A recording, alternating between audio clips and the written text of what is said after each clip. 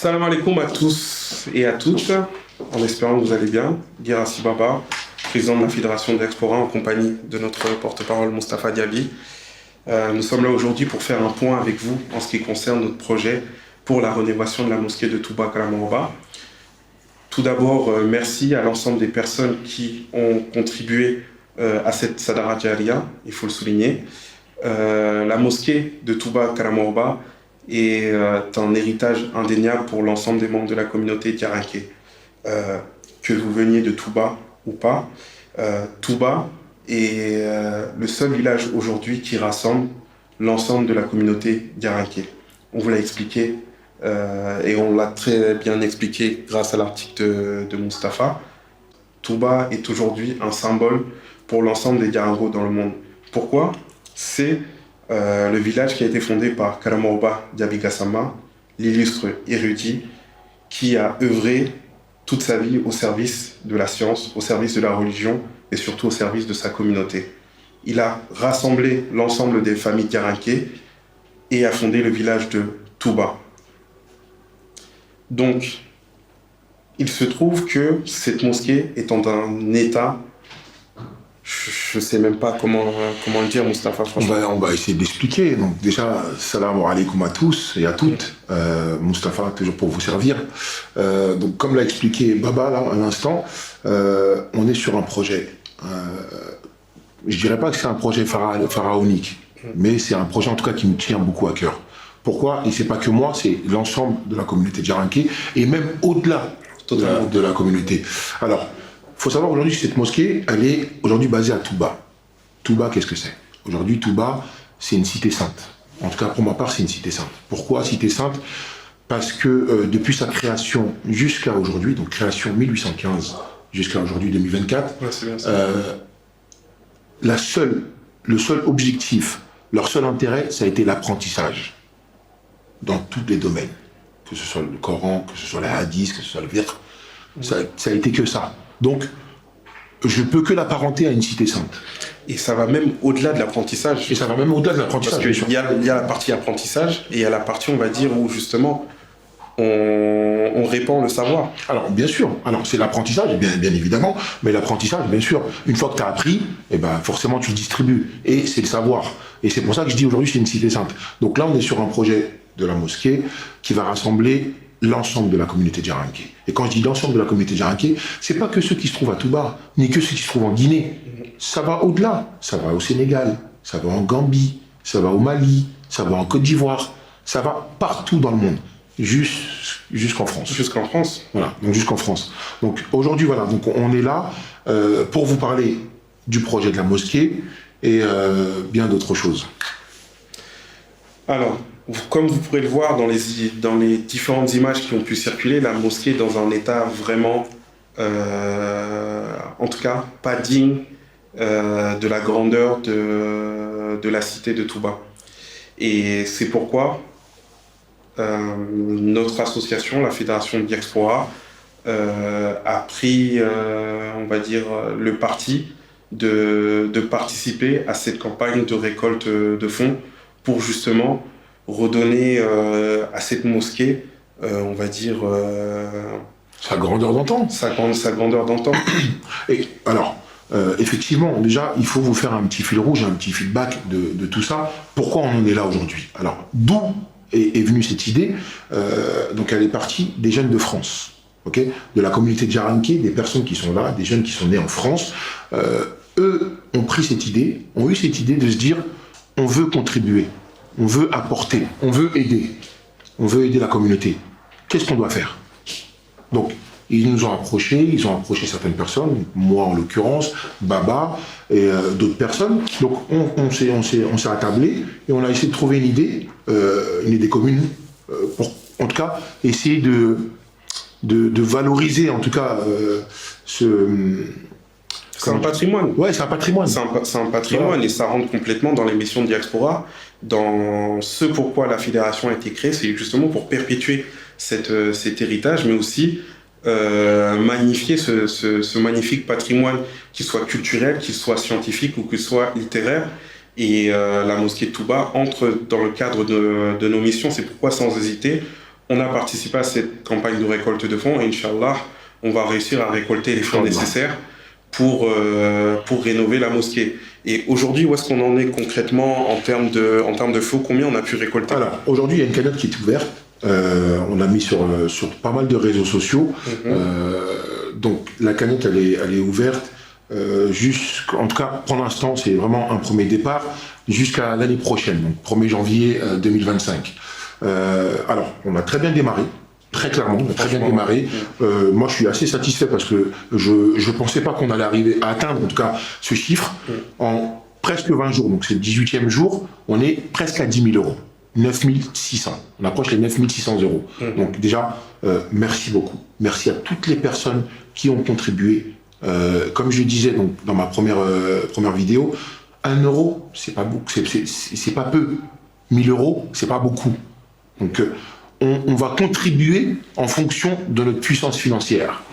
Okay, et donc je remercie toutes ces personnes-là parce que c'est pas que les Diaranké qui ont contribué, il y a d'autres personnes qui ont contribué justement parce que c'est un héritage, c'est l'héritage de Touba, c'est l'héritage de la Guinée, c'est un héritage islamique, c'est la maison de Dieu. Donc quand on parle de Sadaqa Jaria, que tu sois en Chine ou que tu sois en Inde, quand tu sais que c'est une aumône continue, et ben tu participes. Et c'est ce qui a été fait. Et merci en tout cas à toutes les personnes qui ont contribué, de près ou de loin. Ouais, et on a pu compter sur le soutien de pas mal d'influenceurs. Alors, moi je tenais particulièrement à remercier quelques personnes qui nous ont pas mal aidés, qui nous ont boostés. Je pense en l'occurrence à Taslimi, vous le connaissez tous. En tout cas, la plupart le connaissent dans la communauté de Diaranké. Je pense également à Salimou, troisième du nom. Je pense également à Mad, journaliste. Je pense également à notre sœur Shona, qui s'appelle Mama. Je pense à d'autres personnes également qui sont pas influenceurs, mais qui nous ont quand même aidés, qui nous ont poussés. Je pense à Oumar Kassia Koto. Je pense à Hadja Salimatou. Aoya, c'est la grand-mère de tout le monde. Elle nous a poussés et il y a même d'autres personnes encore qui sont dans l'ombre et ces personnes-là, moi je les remercie très particulièrement. Maintenant, comment va se dérouler si on réussit à récolter des fonds, si en tout cas on a fait confiance à notre association Diaspora, c'est parce que je pense qu'on est une structure assez solide, je pense qu'on est une structure crédible qui essaie de rassembler au-delà, en tout cas, des frontières. Dans notre association, il y a des personnes qui viennent de Guinée et partout dans la Guinée, que ce soit de Touba, de Boké et tant d'autres villes. Également des personnes qui viennent du Sénégal, des personnes de Gambie également. Donc, c'est l'essence même de Diaspora, c'est réunir les Diaranké de la diaspora. Et si on nous a fait confiance, c'est qu'on est déjà une structure crédible. Et ce projet va s'effectuer en toute transparence. Et on insiste déjà là-dessus, pour une forte confiance là-dessus. L'ensemble des fonds qui seront récoltés iront là où ils doivent aller. Quelles sont les démarches qu'on va effectuer? Alors déjà, moi je voudrais juste revenir sur un point essentiel pour moi, la transparence. Aujourd'hui, si vraiment, si on veut fédérer, si on veut que les gens adhèrent à ce projet-là, il faut être totalement transparent. Il faut être clair avec les gens et très précis, justement. Donc l'argent qui a été récolté, aujourd'hui, alors nos parents, il faut savoir que nos parents qui ont bâti cette mosquée-là, ils ont fait quelque chose d'extraordinaire. Ils ont fait quelque chose d'extraordinaire parce que cette mosquée-là, elle a été bâtie par des personnes. C'est pas des sociétés, c'est pas des associations, c'est vraiment des particuliers qui ont bâti cette mosquée-là. Aujourd'hui, on peut rien faire s'il n'y a pas une structure derrière. Si on veut faire des grandes choses, et si on veut que ce soit solide, il faut qu'il y ait une structure derrière. Et là, quoi de mieux qu'une association crédible, en tout cas pour moi, qui fédère et qui justement adhère à ce genre de projet. Okay, donc aujourd'hui, comment ça va se passer? Il y a des fonds. On est encore loin du compte. On est vraiment loin du compte parce qu'on est parti sur une base de 30 000 euros. Okay, là, on est encore sur du pifomètre. Je préfère être clair avec vous. On a demandé un devis. Okay, on a demandé un devis. On a demandé à des ingénieurs, des architectes de se rendre sur place. Okay, quand on veut faire un travail, il vaut mieux qu'il soit bien fait. Totalement. Okay, donc, il y a des personnes qui se sont rendues sur place, d'autres personnes qui vont se rendre sur place, et on attend un devis. Okay, on attend un devis pour vraiment être précis et vraiment savoir en tout cas l'ampleur des travaux qu'on va devoir mener. Okay, donc une fois qu'on aura ce devis-là, derrière, donc les cotisations elles continuent d'arriver, on a des promesses de dons, ça arrive. Dès qu'on aura ça, ce sera l'achat du matériel. Totalement. Une fois qu'on aura acheté le matériel, l'argent, il va pas circuler entre 1000 mains. Une fois que les fonds sont récoltés, ils iront directement à l'achat de matériel, dans la main-d'œuvre. Et ensuite, il faudra superviser le travail. Et notre association Diaspora sera là pour superviser les travaux lors de la rénovation. Et jusqu'à la fin, Inch'Allah, pour que la mosquée, en tout cas, soit dans un état, on va dire, impeccable. Non, mais c'est très clair. Moi, je veux revenir et je veux vraiment insister là-dessus parce que c'est aujourd'hui un petit peu notre défaut à nous, les Djaranké. C'est quand on commence quelque chose, il faut qu'on aille jusqu'au bout des choses. Et il faut savoir que là, c'est une sadaqa jariya. Ça ne concerne pas que la communauté Djaranké.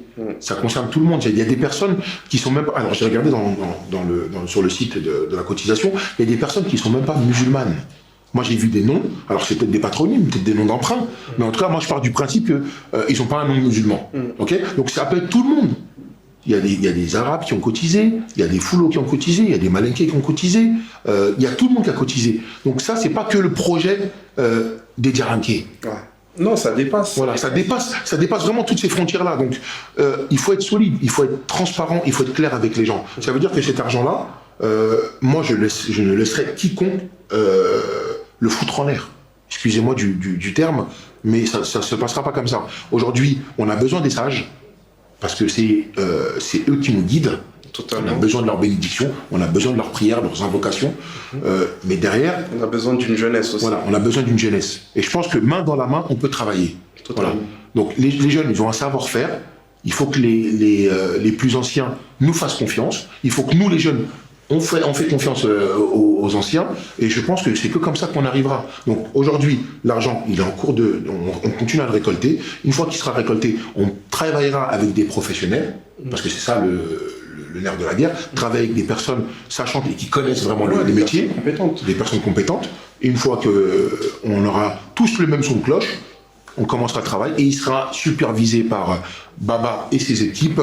Et puis, de toute façon, on vous tiendra au courant à chaque instant des étapes. Avant que les gens nous aident, il faut qu'on s'aide nous-mêmes. Aide-toi, Dieu t'aidera. Tout le monde connaît cette phrase-là. Tout le monde la connaît, cette phrase. Okay, donc, bien évidemment, les gens sont en train de nous aider. Okay, ils cotisent pour nous parce qu'on les a sollicités et ils répondent à l'appel. Et merci pour ces gens-là. Okay, mais c'est à nous d'abord de se lever. C'est à nous de contribuer. C'est à nous. On l'a vu avec la rénovation du cimetière. Ça s'est très bien passé. Et pourquoi ça ne se passerait pas bien comme ça avec la mosquée? C'est à nous de se lever. Ça veut dire qu'aujourd'hui, il faut qu'on soit motivés. Je parle à vous, les jeunes, là. Je parle à moi-même. Il faut qu'on soit motivés. Non, il faut se motiver. Ça veut dire que... Alors oui, on n'a pas tous la même puissance financière. Je suis d'accord. Mais chaque geste compte. Voilà. Mais ça compte. Parce que Dieu, il regarde l'intention de chacun. Exactement. Donc, ton argent, c'est ton argent. C'est toi qui l'as fait sur ton front. Ça, j'en disconviens pas. Tu l'utilises comme bon te semble. Il n'y a pas de problème là-dessus. Mais il faut savoir que là, c'est un héritage qui nous a été donné. C'est notre héritage. Cette mosquée-là, je vais vous donner juste un petit feedback. Comment elle a été fondée. Il y a le grand-père de Baba, qui est à la tête donc, du Gara Sundié, avec comme président Herba Touré. Okay, lui et ses équipes. Je peux vous les citer, ils sont là, je les ai notés. Alhaj Koulfi Afofana, Alain Baginassi, qui est le grand-père de Baba, Soloba Diakité, Alain Soloba Diakité, Mfamara Dikine, Sherif Labahani, Ibrahim Soli Fadiga, Alain Sini Diarabi et bien d'autres. Et plein de personnes qui ne venaient pas nécessairement de Touba. Et ces personnes-là, toutes ces personnes-là, ne venaient pas de Touba. Elles ne venaient pas de Touba. Ils se sont levés, ils se sont dit, ok, quel projet on peut mener pour fédérer, pour rassembler la communauté djaranké. Ils ont créé cette mosquée-là. On les remercie. Okay, qu'ils reposent tous en paix parce qu'ils ne sont plus là aujourd'hui. Mais ça, c'est leur héritage. Aujourd'hui, il y a d'autres personnes qui ont pris le flambeau. Je pense à Alain Mamadou Tambadoya. Il a beaucoup fait pour cette mosquée. Il a renouvelé les tapis tous les ans. La mosquée, pour la communauté djaranké. Voilà. Pour la communauté djaranké, ils ont fait ces gens-là. Ça veut dire qu'aujourd'hui, c'est un legs. Ils nous ont légué ce patrimoine. Il faut pas qu'on le laisse tomber. Totalement. Il faut pas qu'on le laisse tomber. Les gars, il faut pas qu'on le laisse tomber. Je sais que c'est dur ce que je dis, ou tout le monde comprend ce que je suis en train de dire. Tout le monde est en train de comprendre. Okay, lisez entre les lignes simplement. On est encore loin du compte. c'est notre cité sainte, c'est notre cité. Avant d'aller bâtir la cité des autres, bâtissons chez nous d'abord. C'est très important. Donc, motivons-nous. Donc, on compte sur vous pour participer massivement à cette campagne de récolte de dons, à faire passer le message, à le faire circuler au plus grand nombre. On compte sur vous et on a confiance en vous. On sait que vous avez cet amour pour la religion. On sait que vous avez cet amour également pour votre communauté et ça ne se fera pas sans vous. Donc vraiment, on vous attend massivement et on espère arriver au plus vite à nos objectifs. Et ce projet-là, c'est le début de quelque chose. Ça ne s'arrêtera pas, Inch'Allah, qu'à Touba. Mais la porte est ouverte. Il suffit de venir nous voir et qu'on discute. Donc merci beaucoup à vous, à toutes les personnes qui ont participé. Et on se dit à très bientôt.